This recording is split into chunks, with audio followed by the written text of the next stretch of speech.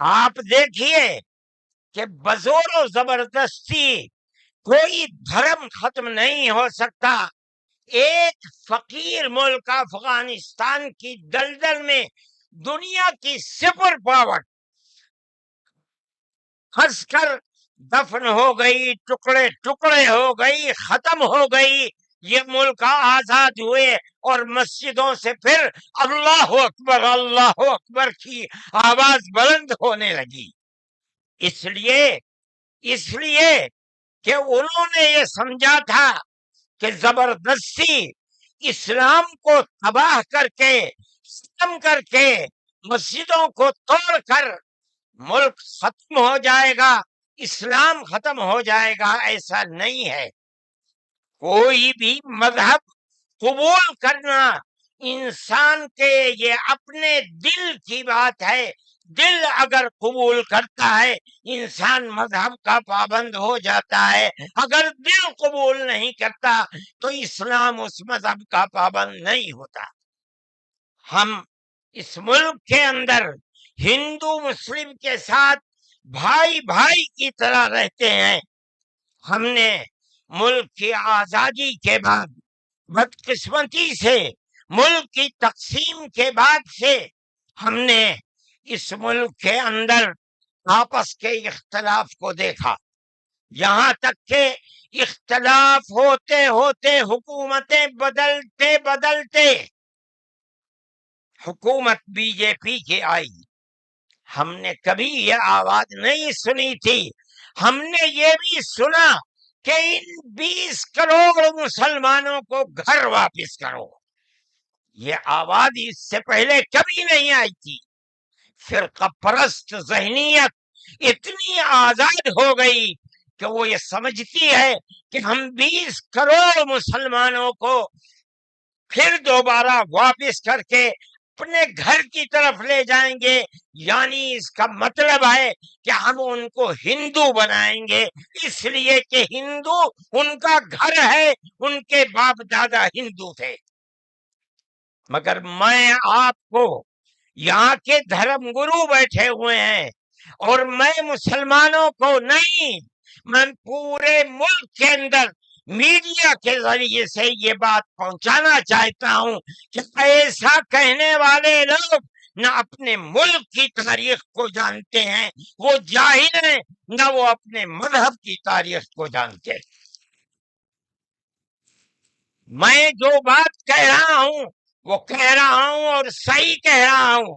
میں نے اس مسئلے پر غور کیا ہے. میں یہ کہتا ہوں مسلمانوں کو یہ بات سمجھنی چاہیے، اور یہ دھرم گرو بیٹھے ہیں ان کو بھی یہ بات سمجھنی چاہیے کہ جس طرح اللہ نے سب سے آخری نبی حضرت محمد صلی اللہ علیہ وسلم کو عرب کی سرزمین میں بھیجا ہے، اس کی حکمت ہے. وہ اگر چاہتا امریکہ میں بھیج دیتا، وہ اگر چاہتا ان کو افریقہ میں اتارتا، وہ اگر چاہتا سوئٹزرلینڈ میں اتارتا، وہ اگر چاہتا دنیا کے کسی ملک کے اندر اتارتا. لیکن اس کی حکمت کہ اس نے سب سے آخری نبیوں کے سردار کو اگر اتارا تو عرب کی سرزمین میں اتارا. بالکل اسی طرح مسلمان اور ساری دنیا سمجھے کہ بالکل اسی طرح نبی اول الزمان کو، حضرت آدم کو جو نبی تھے، سب سے پہلے ان کو بھارت کی دھرتی کے اندر اتارا. اگر وہ چاہتا تو آدم کو افریقہ میں اتار دیتا. اگر وہ چاہتا تو آدم کو عرب میں اتار دیتا. اگر وہ چاہتا روس کے اندر اتار دیتا. لیکن نہیں، وہ بھی جانتے ہیں، ہم بھی جانتے ہیں، ہمارا عقیدہ ہے، حدیث سے عقیدہ ہے کہ آدم کو دنیا میں اتارنے کے لیے اس بھارت کی دھرتی کا انتخاب کیا گیا. ان کے پاس کوئی آسمانی کتاب نہیں ہے. میں نے بڑے بڑے دھرم گروؤں سے پوچھا کہ آدم جو سب سے پہلا آدمی ہے آسمان سے اتارا، اللہ نے اتارا۔ وہ آدمی کس کی پوجا کرتا تھا؟ کوئی نہیں تھا دنیا کے اندر، تنہا ایک آدم تھا۔ اس آدم کو کہتے کیا ہو؟ لیکن چونکہ کوئی آسمانی کتاب نہیں ہے، اس لیے لوگ مختلف باتیں کہتے تھے۔ لیکن بڑے بڑے دھرم گرو یہاں تک پہنچے، انہوں نے کہا کہ ہم اس کو منو کہتے ہیں۔ صحیح بات ہے، ہم آدم کہتے ہیں، یہ منو کہتے ہیں۔ ہم آدم کی اولاد کو آدمی کہتے ہیں۔ انگریزی بولنے والے ایڈم کہتے ہیں، فارسی اور عربی بولنے والے آدم کہتے ہیں، اور یہ اس کو منو کہتے ہیں جو اس بھارت کی دھرتی کے اوپر اترا۔ ہم آدم کی اولاد کو آدمی کہتے ہیں اور یہ منو کی اولاد کو منش کہتے ہیں۔ سوال یہ پیدا ہوتا ہے، میں نے بڑے بڑے دھرم گروؤں سے پوچھا، جب کوئی نہیں تھا، نہ شری رام تھے، نہ برہما تھے، نہ شیو تھے، جب کوئی نہیں تھا تو سوال پیدا ہوتا ہے کہ منو پوجتے کس کو تھے؟ کوئی کہتا ہے کہ شیو کو پوجتے تھے، لیکن ان کے پاس علم نہیں ہے۔ بہت کم لوگ یہ بتاتے ہیں کہ منو کچھ نہیں تھا دنیا میں، وہ اوم کو پوجتے تھے۔ میں نے کہا اوم کون ہے؟ بہت سے لوگوں نے کہا کہ وہ ایک ہوا ہے جن کا کوئی روپ نہیں ہے، کوئی رنگ نہیں ہے، وہ دنیا میں ہر جگہ ہے، ہوا ہر جگہ ہے۔ انہوں نے آسمان بنایا، انہوں نے زمین۔ میں نے کہا کہ ارے بابا، انہی کو تو ہم اللہ کہتے ہیں، انہی کو تو تم ایشور کہتے ہو، اسی کو تو ہم اللہ کہتے ہیں۔ فارسی بولنے والے خدا کہتے ہیں، انگریزی بولنے والے گاڈ کہتے ہیں۔ اس کا مطلب یہ ہے کہ منو ایک اللہ، منو یعنی آدم، ایک اوم یعنی ایک اللہ کو پوجتے تھے۔